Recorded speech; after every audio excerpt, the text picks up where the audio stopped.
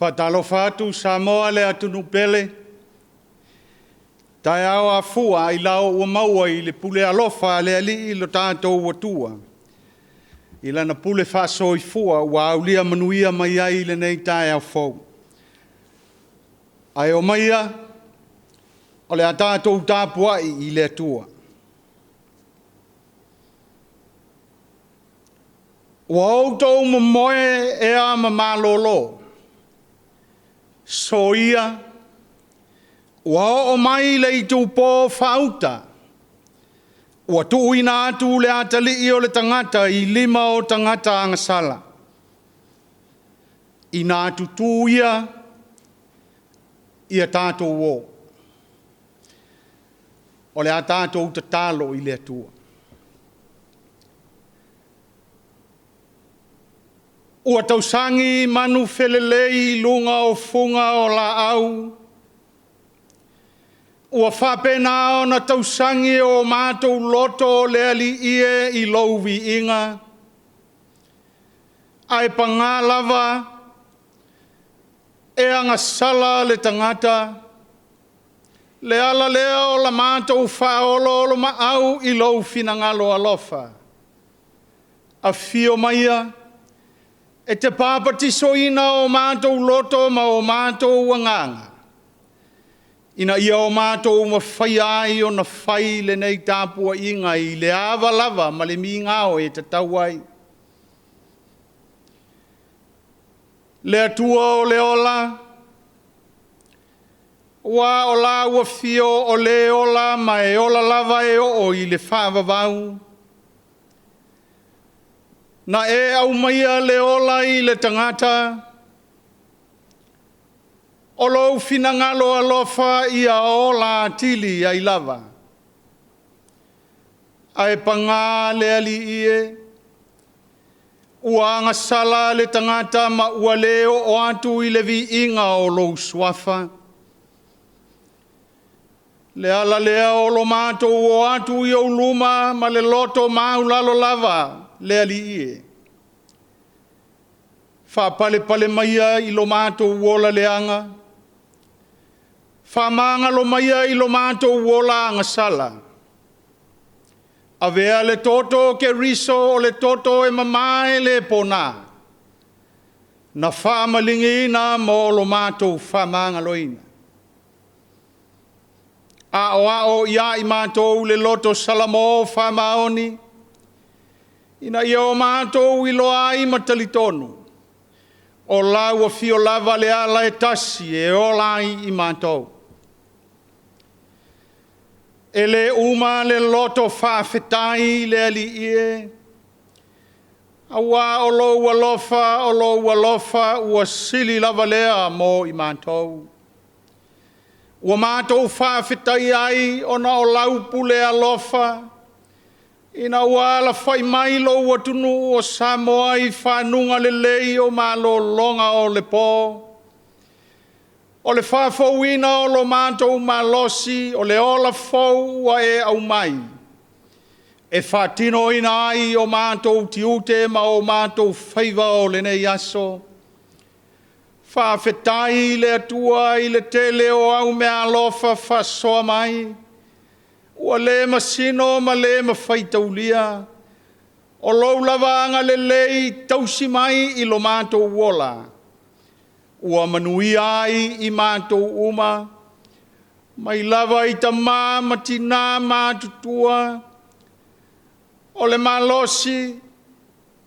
Se iao o lava I tūpulanga talavau manai whanawiti. Whamalo whawhetai le atua. Ona o lou alofa foa I fua ina mai so se ala. E vanga lima I mātou I le ati na e ina o ainga, o lau e kālesia o noo. Mātou te whawhetai ai le atua. A wai leo so mātou poto, e leo so mātou wiloa, e leo so mātou malosi. A o lau lava fio ua fuai. Whawhetai ona o lau tusi pa ia o ao mai. E whatonu tonu wholau I lo mātou wola. Ina ia o mātou iloa I le ala e te whinangalo mātou te au nai. Whawhetai I lo wanganga pa ia o lo mātou whisoa soa ni sili. Whamalo si awina I mātou. I taimi e tau tewa I le ola whatuatua.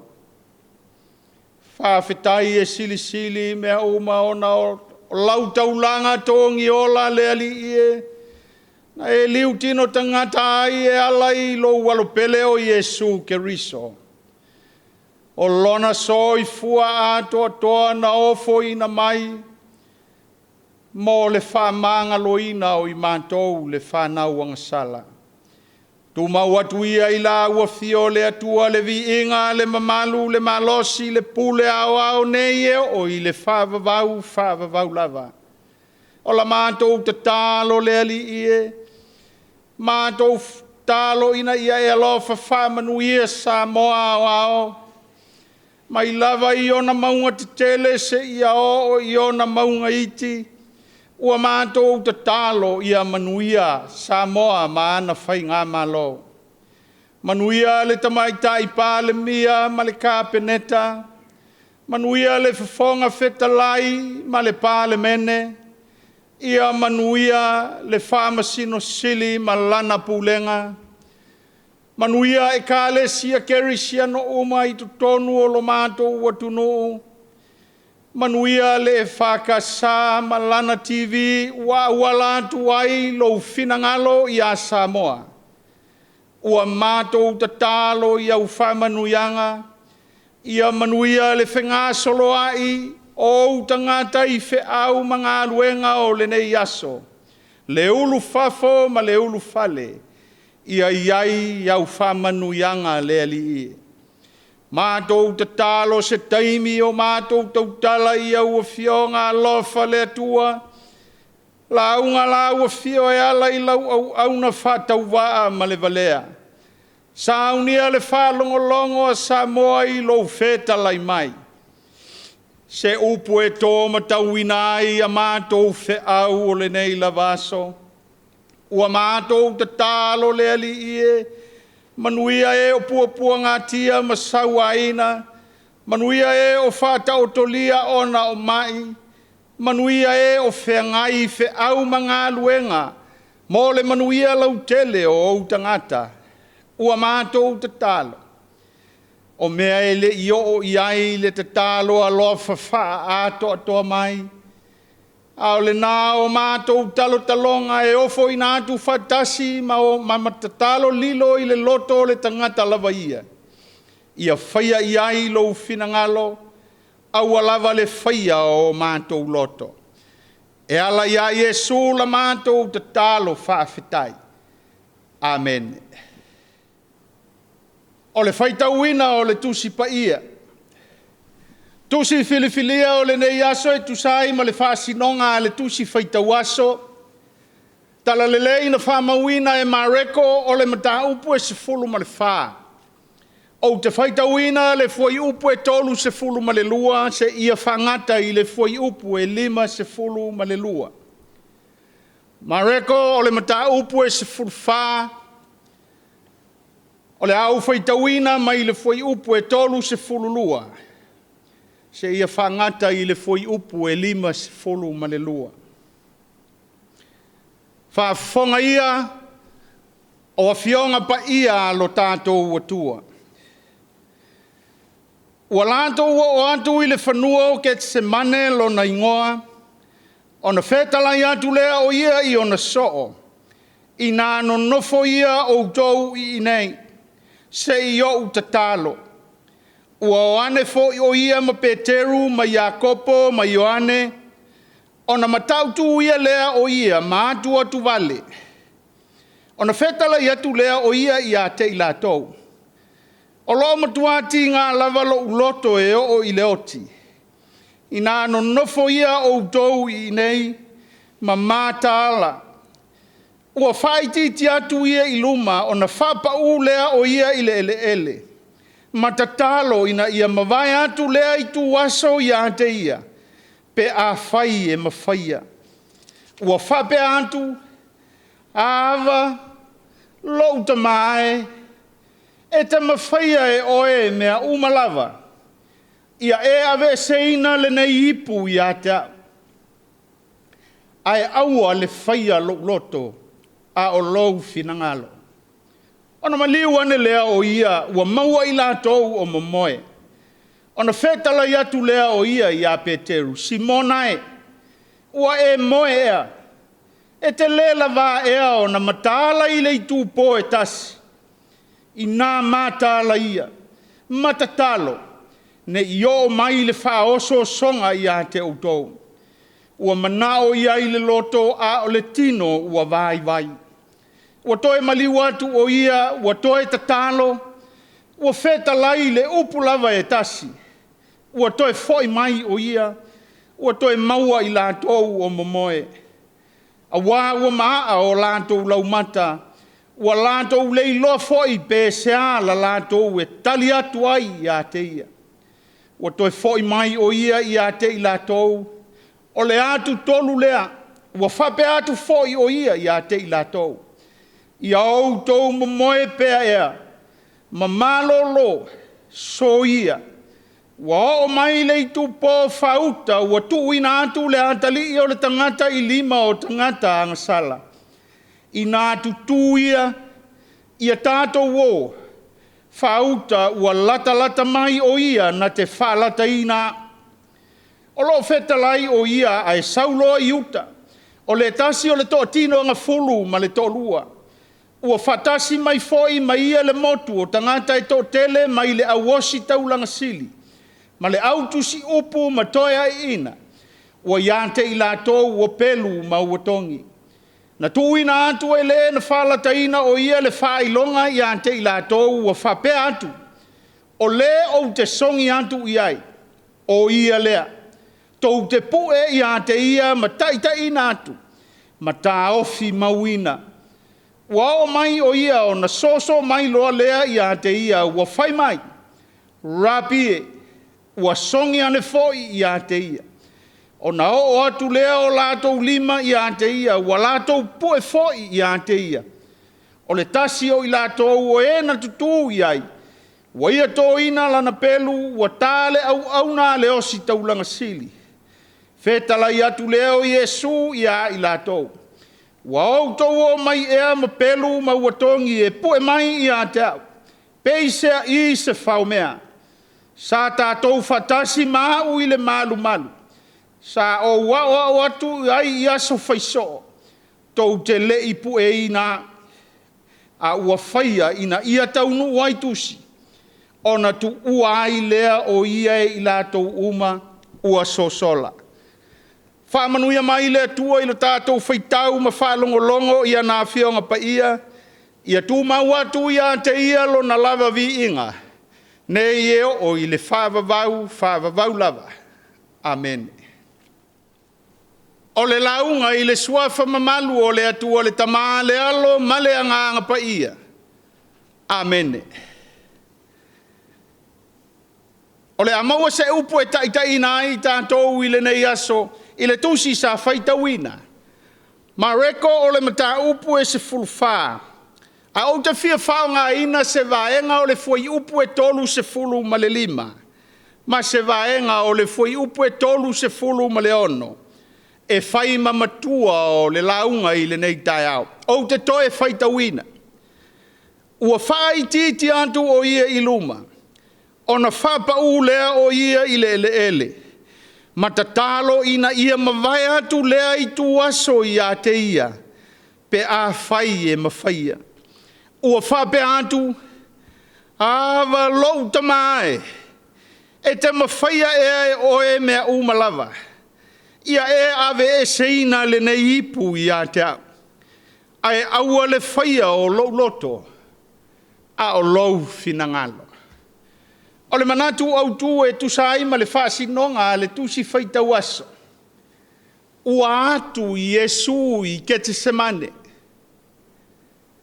Jesus distress in Getsemane. E lua ni upu ua o manatu e toe tau wha matala ina ai ma wha lautele ai. Le upu ua wha ngā ina i le manatu au tu. O le atu. Mua. Wha atu. Lua. Atu vale. Awa o winga o upu i e lua. E tali tutusa i o la winga. O le popole.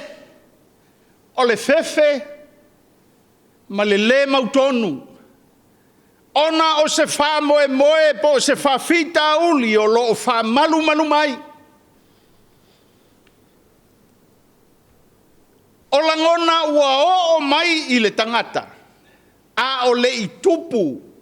Sea wha moe. Langona o le fefe. Le mautonu.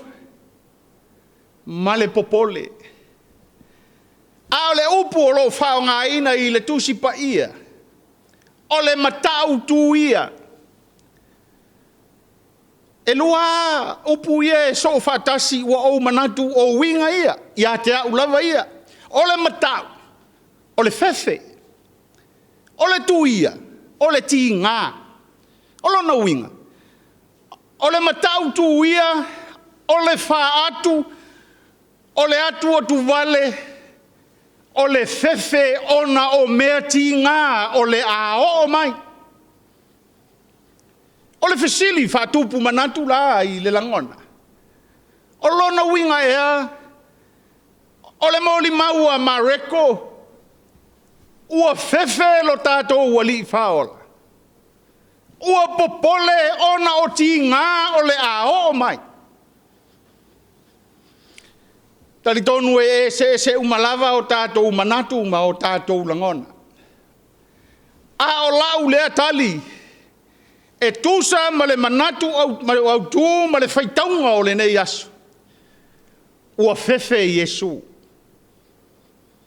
Ua popole. E whawae lou langona ma lou talitonunga. Awa ua tāpena le ali. Ua tāpena Yesu. E maliu o ia o le tangata. Ai mana tua foi. A tātou mata i se ata tifanga. A o ina fefe pe pala ai le tama o le ata. E umama lo tafia mata. E manatu se mai maure temi se pala ai le tama. A tonu oni langona na ua tutupu ae. Ile au faitau o le tusi. Se ale mea ua fefe ai Yesu. Se ale mea ua popole ai. A o ia o le alo o le atua. O i o lo ta oto ai. Se fe au o lo ta moli mai. A waa sila ma va ai i le tusi sa faitauina. Fai mai ua o atu. Yesu ma ona so ona fai atu le fatali atu i ai se o walu i luma. O te tatalo ai. Ona ole ma Peteru, Jakopo ma Ioane. Ua o atu foi ona fai atu leo Yesu fatali atu i nei. Ia au tou mātaala ai sei o walu o te tatalo. Whamai na ona o atu ao Yesu elei fai le muole. Tō tūli a Yesu. Whamai ua whapau. Ma ai oi i lona tamā. O le upu lea o lo whamatala ina ai. Le ai oi e Yesu whamai o le ava. A o le ngangana e peru o lo ta uai o le apa. A whali liwina o le isi le nāta unga o le tamā po le whada. Ia a tātou mana tunatu i nei vai tau. E whapea, Daddy, Dad, oni upu e tau whaalata lata ai la ngona o le atali I le tama. Lau tama e apa, ava le tama e. E o fo I a tātou tama, e o tātou whalongolongo I a tātou whanau, e wala au mai teri, ta fia ola, le aso langona. Langona nao Yesu, teri, wa o ona le ipu.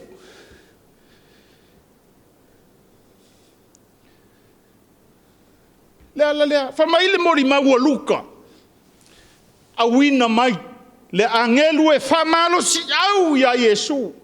Se whalo to tele le ali. A whea le uso. Fo ia tu le li la e momoe. Whai mai ua malola umata, ua le ma whai ona pupula.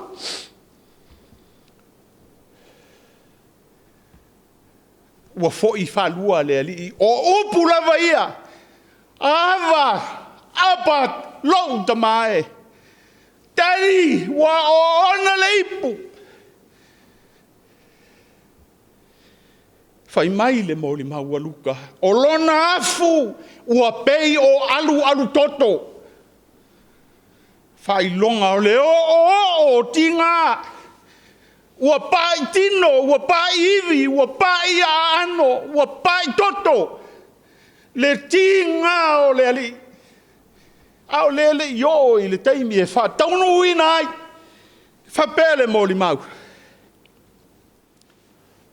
O le se fulu tasi I le po a ngai I le vaveao le tu tupu ai ia vainga. Le iti o a le au so a momoe. O le taimi o le malia o le moe. O le taimi wa o langona o miti malie. Aia. Whai mai o lo o ono sa ia ele ali I ona tinga. Samoa. O le fina ngalo le ali. I lona au so I a tatalo ma matala. Ai foi mai le atu tolu. O la lava e momoe. O lea le fe au o lo tau au mai. Le fina ngalo le ali. E ui na tinga. E ui na matau tuia. E ui na atu le loto. Ai alua I lumba. E le o so le muli. O lo finau. Fai mai ana upu I lona tama. Ai au le faya o lo loto. Fai lo finangalo. Tali tonu. Masalo. O upu ia na tau tala to atasi ai le tua I lunga o lona nofo ali. Au foi o le tama tonu o whapeane. San.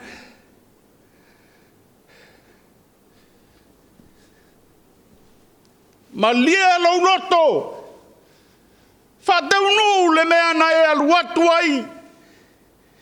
Alo whai a Samoa. Alo whai le tangata na tā whai ai le amatanga na anga sala. Ai alu e whataunu le mea wa wina tuai oe. Ai sao e langona. Lauti ngā.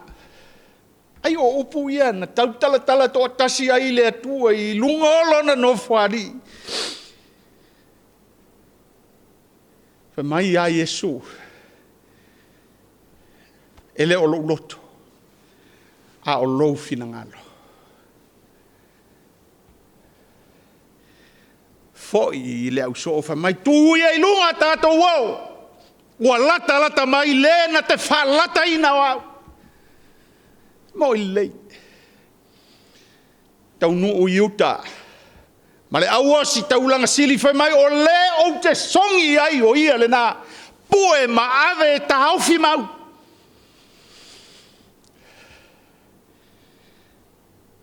Wa ai le mea o le tangata e moe. Moe moe ata ia ne sei le pelu sala le talinga o le auauna. Moe moe ata ia ne sau fai le tau whavalea i le ali. E le anga le moe. O le moe na au mai e le atua e whatupu e whai ma whasilinga e malos. Au wā tiu te ma o whaiva. Ai le o le moe moe loloa ia. Pei o le tangata e le eise lumanai. Samoa e. O le whaamanatu lea le tala le lei. Wa tātou usu atu i wheau ma ngā ruenga o le nei Taeao. Ai whai mai a mareko. Tatalo ma mātala. O a whaingata, o a puapua ngā, o a ti ngā o le ola nei. Pa wā leo le ala tātou te maua ai le whasoa soani o le tatalo. Samoa, lo fale tatalo o lo ilunga o le maunga. A mata ai au whea au whale tausanga. O au ana pongi mau tatalo e talo si ai.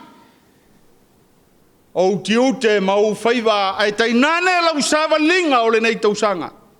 Aia. E umana whai tatalo i lunga o le maunga. Ai o mai ona taitai wa whetoto ai.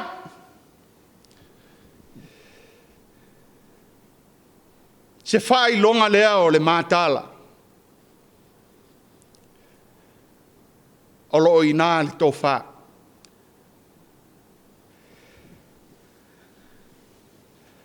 Mātua. Ua i whale le matenga. Ia e mātala. Ua pito i luma le telefoni. Ai pito i tua lau whautua. A whanau lea, sa wali ane au le telefoni la eu. Fulu ipu whaise au, o la lava e u le telefoni. A le telefoni na o lo au mai ai, le pelu na te sala talinga o whanau. Le telefoni le na o lo au mai le tau whavalea. Le ola whasi se. Samoa e, mātua, ia amata i totonu o lou loto i whale. Ia mātaala i le tapuaiga o whanau leanga ua sawa upenga ta whailangi. Aua nei mate le ola whautua, aua nei mate le ola timai. A mata i totonu o lou ainga. Lotu o le Taeao, lotu o le fiafi, o fea. Na ona o toe whaamanatu atu, Samoa e. O le a upenga le nā, wa o mai le tūsia mareko, a o mai lo tātou o li i whaola, tatalo ma mātala. Tapisa le lalolangi, taungata o le soifuanga. Walu i lunga le tau o mea ai, ma sosa mea. E leo le whamoe moe nā o le whiau le tau moli atu. Māta ala, e lea nā o le nofo maala ala. Ngā lue, whinau, tautua, Māta ala i mea e manuia ai leola. Wha tonu lo wola a ngai i le taungata o le soifuanga. Ai au le complain, manofo. A lea ua tāpena e le malo. Ala e tāpena ai.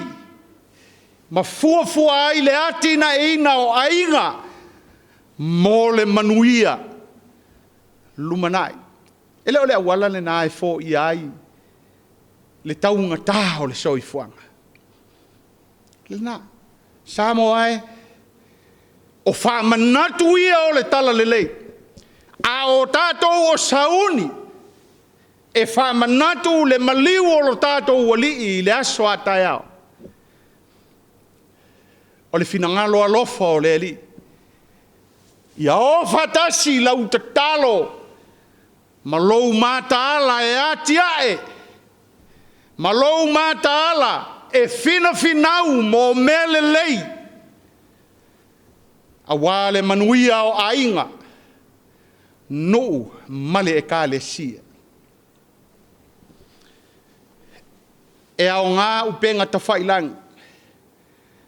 Ai ala ona leanga ona ua whao ngā siseina. Mana ia nei au lotu ia o tawai atu. Ua whatino I lunga o penga tawhailangi tausala. O ala nā. E au ngā hai e tā pena ai ngā luenga mō le atua. Ma lo ngā lulue. Whaafetai le tautua. Sila fia le lei e le atua, sila fia e Yesu, o tala atu o whaingata ma puapua ngā o le ola, o lo ta oto ai manuia. Ia, ana le tini le wha moe moe o le atua e ala I a Yesu, a tonu e le ai se tala e le lei, a tonu e le ai se lotu kerisiano, ai ona o le ono sai, ai ona o le finau o Yesu. Lea na afu ai lona soi fua manu malo. E ui na o ona le ipu, ai na ia inu mia. Samoa e, o le feaua le tala le lei.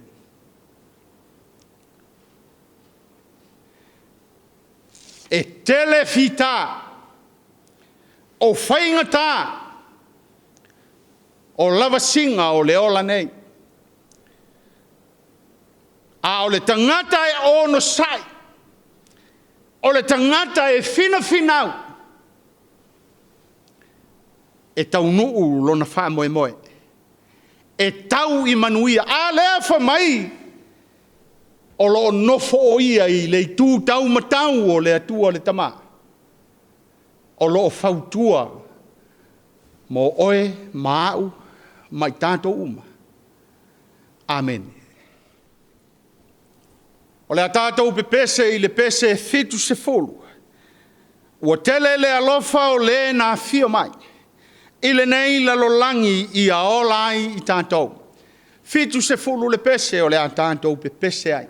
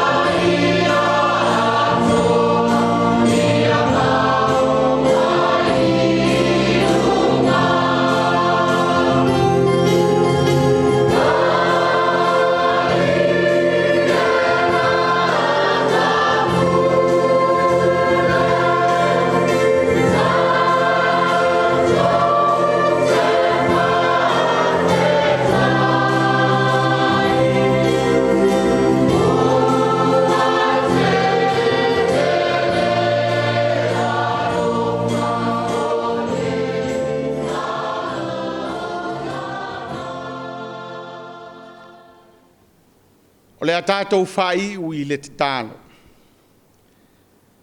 A o le manuia ma le fi le mu o la ua fie o le atua le tamā.